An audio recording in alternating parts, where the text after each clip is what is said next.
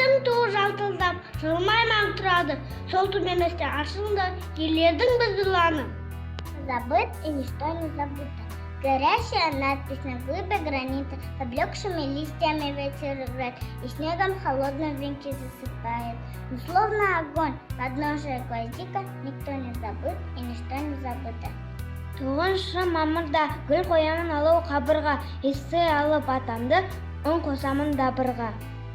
Майский день большой победы, я желаю мира вам, счастья дом и соседям, близким всем и всем друзьям.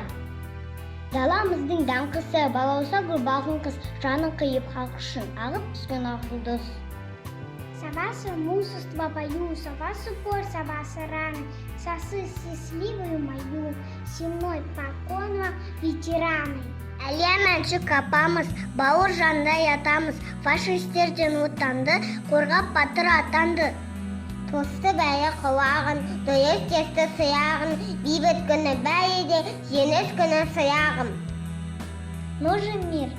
Мир и дружба всем нужны. Мир важнее всего на свете, на земле, где нет войны. Ночью спят спокойно дети, там, где пушки не гремят, в небе солнце ярко светит.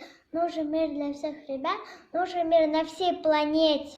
День Победы – это праздник славы тех, кто постоял за нас в бою, кто пожертвовал порою самым главным, кто отдал за нас и жизнь свою.